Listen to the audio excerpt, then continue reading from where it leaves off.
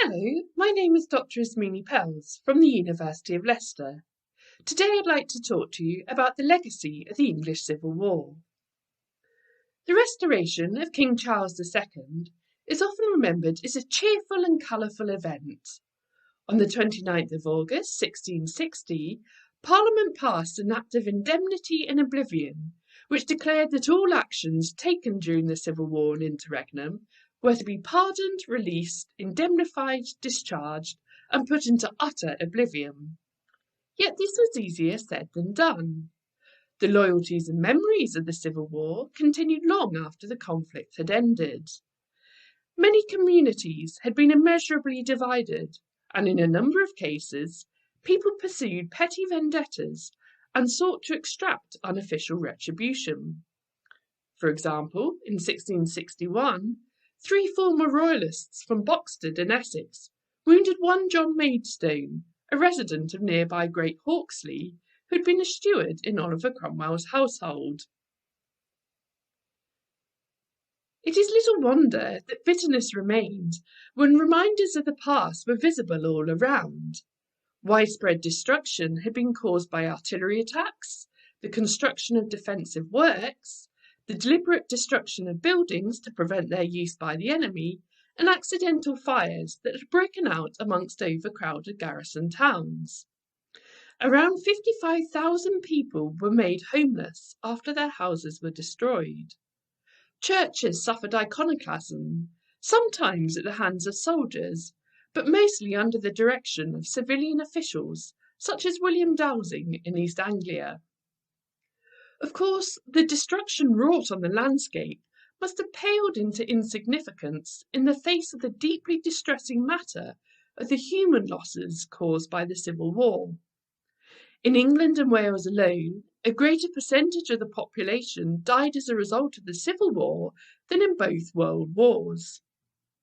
As well as deaths in battle, disease kills thousands of soldiers and civilians, whilst in areas such as Lancashire in 1649, severe harvest failures and famine compounded the suffering. Severe economic depression and widespread unemployment had been a feature of the war years. Blockading trade from reaching its intended destination had been a widespread military tactic to put pressure on areas of opposition control, whilst tradesmen might evacuate a locality suffering from sustained fighting. Exports became vulnerable to privateers as foreign powers took advantage of England's distraction with internal affairs. At the same time, opportunities for supply and transportation for the armies could be lucrative. For many soldiers, peace was likely to lead to a reversal of economic fortunes. At the Restoration, many localities complained of increased crime levels, which they blamed on disbanded veterans. Many disbanded veterans suffered from life-changing wounds. Bladed weapons, firearms, and artillery pieces could all inflict long-term injuries. Some soldiers had been protected by armour, such as that given to cavalrymen that you can see at the National Civil War Centre. Yet it is unclear how widely soldiers wore armour in the Civil War, especially as this could be both cumbersome and expensive. Musket shot would go straight through armour at 100 metres anyway. Not all wounds were visible. There are tantalising glimpses that Civil War veterans may have experienced psychological as well as physical wounds. The ageing process exacerbated the effects of old wounds, and many veterans who had previously struggled on found it difficult to cope. Many veterans were brought into poverty because their injuries prevented them from working to support themselves and their families. In order to help wounded veterans and the families of those who had died in battle, a military pension scheme was available for maimed soldiers and war widows.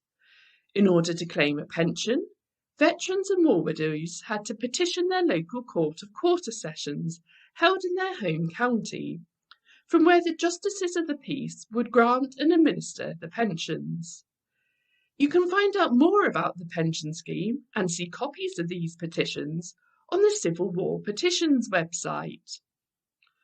Whilst the daily challenges faced by veterans should not be ignored, the petitions for maimed soldiers reveal that Civil War surgeons seem to have been successful in healing surprisingly difficult cases.